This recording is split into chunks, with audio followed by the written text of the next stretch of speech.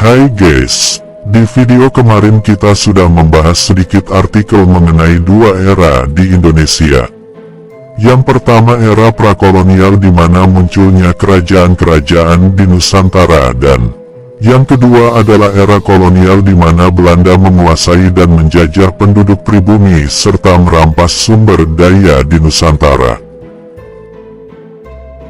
Di video ini, kita akan membahas Indonesia di era kemerdekaan. Secara singkat, sejarah Indonesia dimulai pada tanggal 17 Agustus tahun 1945. Setelah sebelumnya negara kita tercinta yaitu Indonesia dijajah dan dikuasai oleh Belanda dan Jepang. Di Jalan Pegangsaan Timur nomor 56 Jakarta Pusat, menjadi saksi pembacaan proklamasi kemerdekaan Indonesia. Proklamasi pun dibacakan langsung oleh Soekarno dan didampingi Muhammad Hatta. Sebenarnya tanggal 17 Agustus tahun 1945 merupakan titik balik dari sejarah kemerdekaan Indonesia yang cukup panjang, di mana sebelumnya tanah air kita sempat dijajah selama berabad-abad hingga proklamasi ini pun terjadi. Sebenarnya Indonesia tidak serta-merta merdeka begitu saja. Banyak para pahlawan, pejuang dan penduduk Indonesia yang berjuang dan mengorbankan nyawa untuk kemerdekaan Indonesia. Saat ini, Indonesia sudah merayakan hari jadi kemerdekaannya yang ke-78 tahun.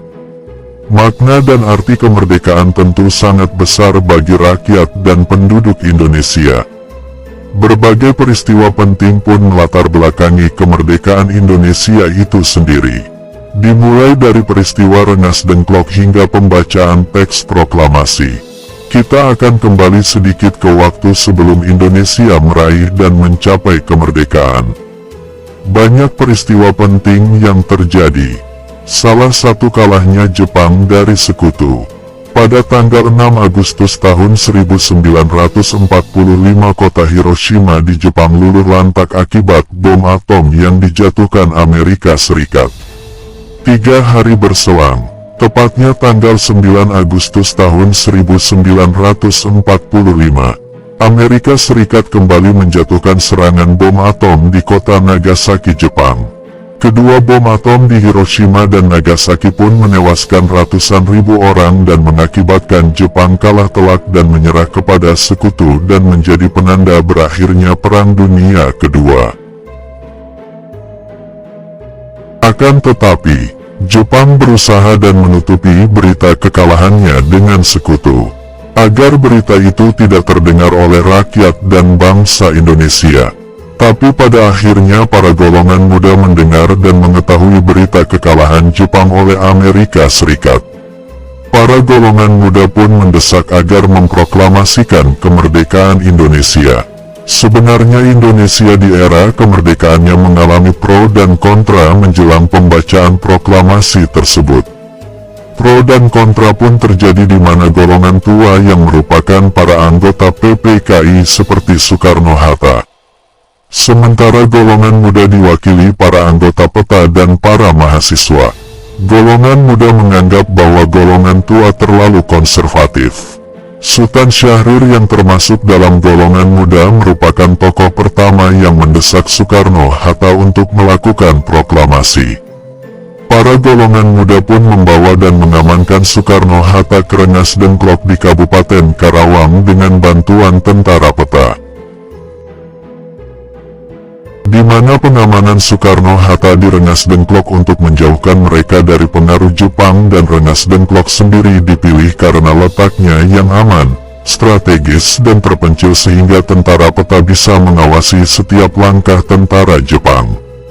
Kemerdekaan Indonesia ditandai dengan pembacaan teks proklamasi oleh Soekarno-Hatta pada tanggal 17 Agustus tahun 1945. Pembacaan tersebut dihadiri oleh para tokoh pergerakan kemerdekaan dan seluruh rakyat Indonesia. Teks proklamasi pun menjadi buah hasil dari perjuangan dan pengorbanan para pahlawan dan tokoh penting serta seluruh penduduk Indonesia. Penyebaran berita proklamasi pun segera dilaksanakan ke seluruh pelosok Nusantara. Berita proklamasi disebarluaskan melalui beragam cara, mulai dari mulut ke mulut, radio, telegram, surat kabar dan pamflet.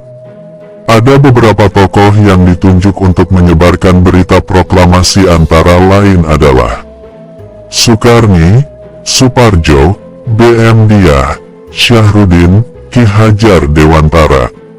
Selain itu, para tokoh pun menyebarluaskan berita kemerdekaan lewat surat kabar dan suara Asia. Perjuangan dan perjalanan Indonesia di era kemerdekaan sangat panjang dan lama. Ini hanya sepenggal rangkuman sejarah Indonesia di era kemerdekaan. Sebenarnya masih banyak yang ingin kita bahas dan masih ada cerita yang ingin kita dengar serta masih ada peristiwa yang terjadi di era kemerdekaan Indonesia. Masih banyak juga pertanyaan yang ingin kita bahas. Yang pertama, siapa saja golongan muda yang mendesak Soekarno-Hatta untuk memproklamasikan kemerdekaan? Yang kedua, mengapa Soekarno-Hatta yang pantas mendapatkan kesempatan membaca teks proklamasi? Yang ketiga, apakah tentara pembela tanah air atau yang disingkat PETA masih ada? Jika kalian tahu jawabannya tulis di kolom komentar. Terima kasih sudah menonton channel Sejarah Gambar. Dan sampai jumpa di video berikutnya. Indonesia di era Orde Baru, Part 4.